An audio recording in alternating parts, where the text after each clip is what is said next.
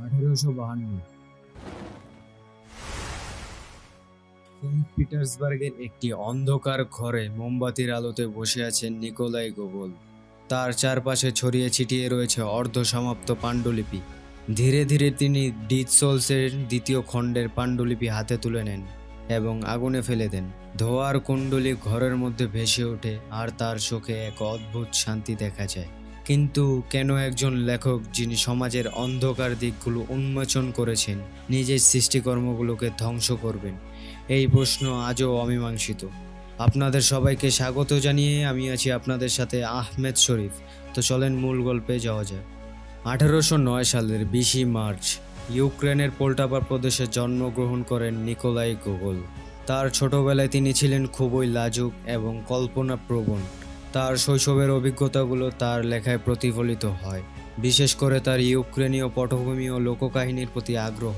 Gogol Saint পিটার্সবার্গে লেখালেখি শুরু করতে আসেন 1828 সালে। প্রথম দিকে তিনি খুবই ছোট ছোট গল্প লিখতেন, কিন্তু তখন তেমন সাড়া পাচ্ছিলেন না তিনি।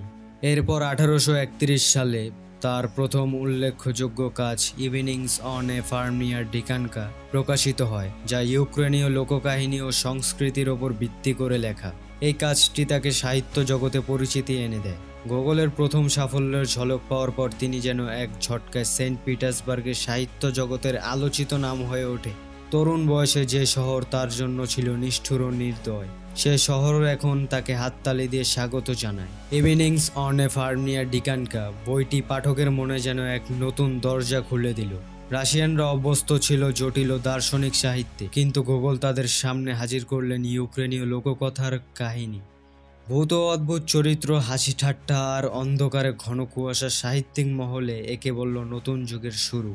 তার নাটক দ্য গভর্নমেন্ট ইন্সপেক্টর মঞ্চস্থ হওয়ার পর তিনি আর শুধু লেখক রইলেন না, হয়ে গেলেন জনমানসে আলোচিত ব্যক্তি। নাটকটি এতটাই তীক্ষ্ণভাবে আমলাতন্ত্রের ভণ্ডামি উন্মোচন করেছিল যে সম্রাট নিকোলাই নিজে নাটক দেখে হাততালি দিয়ে বলেছিলেন, সবাই দোষী আর সবচেয়ে বড় দোষী আমি নিজেই। এই স্বীকৃতি গোগোলকে চূড়ান্ত খ্যাতির শিখরে তুলে দিল। তার চারপাশে গড়ে উঠল সাহিত্যিক মহল, পাঠকের উন্মাদনা, সমাজের প্রতিক্রিয়া। গোগোল হয়ে উঠলেন এমন এক আয়না যেখানে সমাজ নিজের কুৎসিত মুখ দেখাতে বাধ্য হলো। তবে এই খ্যাতি তার জন্য যেমন সফলতার চাবিকাঠি ছিল, তেমনি অভিশাপও হয়ে দাঁড়াতে শুরু করল। এরপর 1842 সালে বহু প্রতীক্ষার পর প্রকাশিত হলো ডিড সোলস বইটি। বইটি শুধু উপন্যাস নয়, রাশিয়ান আত্মার অন্ধকার গহ্বরে এক নির্মম প্রতিফলন। গল্পের নায়ক চিঠিখবর গ্রামের জমিদারদের কাছ থেকে মৃত কৃষকদের নাম কিনে বেড়াচ্ছে। শুনতে অদ্ভুত, অথচ এই অদ্ভুতটাই সমাজের পচনশীল কাঠামোকে উন্মোচন করল। গোগোলের ভাষা ছিল বিদ্রূপে ভরা, হাসির আড়ালে লুকিয়ে ছিল ভয়াবহ এক সত্য। মানুষ বেঁচে থেকেও মৃত, সমাজ টিকে থেকেও আত্মহীন। পাঠক বইয়ের পাতায় নিজের প্রতিচ্ছবি খুঁজে পেতে শুরু করলো। সাহিত্যের ইতিহাসে এই উপন্যাস এমন এক অবস্থানে পৌঁছালো যা পরবর্তী দস্তয়েভস্কি ও টলস্টয়ের মতো মহান লেখকদেরও প্রভাবিত করেছিল। তবে পাঠকেরা যখন ডিড সোলসের প্রতিভার জয়গান হিসেবে দেখছিলেন, গোগোল তখন নিজের ভেতরে ভেতরে এক অসহায়হীন দ্বন্দ্বে জড়িয়ে যাচ্ছিলেন। খ্যাতির আড়ালে গোগোল ছিলেন এক অস্থির মানুষ। একদিকে তার কলম তীক্ষ্ণ ব্যঙ্গ ছুড়ে দিচ্ছিল সমাজের প্রতি, অন্যদিকে ধর্মীয় বিশ্বাস আর ব্যক্তিগত অপরাধ বোধ তাকে ভেতর থেকে ক্ষতবিক্ষত করতেছিল। তিনি অনুভব করতে লাগলেন তার লেখা মানুষের মুক্তি দিচ্ছে না, বরং পাপের মুখে ঠেলে দিচ্ছে। তিনি তার বন্ধুদের কাছে প্রায়ই বলতেন, আমি কি সত্যিই সাহিত্য রচনা করেছি নাকি মানুষকে আরও ধ্বংস করে যাচ্ছি? এই দ্বন্দ্ব তাকে লেখালেখি থেকে দূরে সরিয়ে দিল। গোগোল তার শ্রেষ্ঠ রচনা নিয়েও সন্দিহান হয়ে পড়লেন। মনে করতে লাগলেন সবকিছুই হয়তো ব্যর্থ আমার। নিজের ভেতরের অশান্তি তিনি কখনোই চরিত্রে ঢেলে দিয়েছেন, আবার কখনো নিঃশব্দে নিজেই ভুগছেন। মানুষের খারাপ দিকগুলো লিখতে গিয়ে তিনি নিজের খারাপ দিকগুলো নিয়ে যুদ্ধ করছিলেন। খ্যাতি তাকে আলো দিলেও সেই আলোর নিচে লুকিয়ে ছিল এক অন্ধকার, তার নিজের বানানো গহ্বর। এরই সাথে সাথে গোগোলের মানসিক ভারসাম্য ভাঙতে শুরু করলো। তিনি অদ্ভুত ভয়ে ভুগতে লাগলেন, কেউ তার বিরুদ্ধে ষড়যন্ত্র করছে, তার লেখা মানুষকে ধ্বংস করছে। এমনকি নিজের মানসিক অবস্থাও তিনি সামলাতে পারছেন না। তার ডায়েরিতে খুঁজে পাওয়া যায় এক অস্থির চিন্তার ছাপ।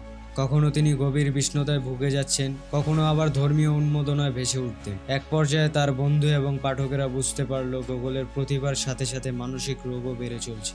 তিনি খাবার এড়িয়ে যেতেন, দিন দিন দুর্বল হয়ে পড়লেন। নিদ্রাহীন রাত, অস্বাভাবিক ভয় আর শূন্যতার অনুভূতি তাকে গ্রাস করে নিল। একসময় তীক্ষ্ণ ব্যঙ্গাত্মকে লেখক এখন নিজের ভেতরেই এক ভয়ঙ্কর অন্ধকারের বন্দী হয়ে গেলেন। 1852 সালের ফেব্রুয়ারিতে এক রাতে গোগোল হঠাৎ করে তার জীবনের সবচেয়ে অদ্ভুত এবং মর্মান্তিক কাজটি করলেন। তিনি তার নিজের লেখা ডেড সোলসের দ্বিতীয় খণ্ডের অধিকাংশ অংশ আগুনে ফেলে দেন। মোমবাতির আলো কাগজগুলো যখন আগুনে পুড়ছিল, তার চোখে যেন এক অদ্ভুত শান্তি ভেসে উঠছিল। তিনি বিশ্বাস করছিলেন যে লেখাগুলো পাপের উৎস, এগুলো ধ্বংস করলেই তিনি মুক্তি পাবেন, কিন্তু আসলে তিনি নিজের প্রতিভার অমূল্য অংশ ধ্বংস করে ফেললেন। আগুনে ছাই হয়ে গেল তার ডেড সোলস, তার সেই রচনা যেটা হয়তো বিশ্ব সাহিত্যের ইতিহাস পাল্টে দিতে পারত। গোগলের বন্ধুরা যখন এই খবর পেল, তারা খুবই বিস্মিত ও শোকে আচ্ছন্ন হয়ে পড়লেন। কিন্তু গোগল কিন্তু নিজে নির্বিকার। গোগলের শেষ দিনগুলো ছিল ভয়াবহ। তিনি উপবাস করতে শুরু করলেন, খাবার এড়িয়ে চললেন, শরীর শুকিয়ে গেল, দুর্বলতা তাকে ভেঙে দিল। বন্ধুরা এবং চিকিৎসকেরা তাকে বাঁচানোর চেষ্টা করলেও তিনি বলতেন, এটা আমার নিয়তি, ঈশ্বর আমাকে ডেকে নিচ্ছেন। 1852 সালের মার্চ মাসের মাত্র 42 বছর বয়সে গোগল মৃত্যুবরণ করেন। মৃত্যুর আগে তার মুখে ছিল ফিসফিসানি, যা কেউ স্পষ্ট শুনতে পায়নি। কেউ বলে তিনি প্রার্থনা করছিলেন, কেউ বলে তিনি ক্ষমা চাচ্ছিলেন। তার মুখে মৃত্যু আজও রহস্য হয়ে আছে। তিনি কি নিজেকে ধ্বংস করলেন নাকি মুক্তি খুঁজে পেলেন? গোগল চলে গেলেও তার লেখা রয়ে গেল সময়ের সীমা পেরিয়ে। The overcoat, the nose, dead souls প্রতিটি রচনা হয়ে উঠল রাশিয়ান সাহিত্যের ভিত্তি। তিনি কি সমাজকে মুক্তি দিয়েছিলেন নাকি কেবল তার অন্ধকারকে গভীর করেছিলেন? প্রশ্নগুলোর উত্তর আজও অমীমাংসিত। হয়তো গোগল নিজেই চেয়েছিলেন তার জীবনে তার মৃত্যু যেন এক রহস্য হয়ে যায়। হয়তো সেটাই তার সত্যিকারের উত্তরাধিকার।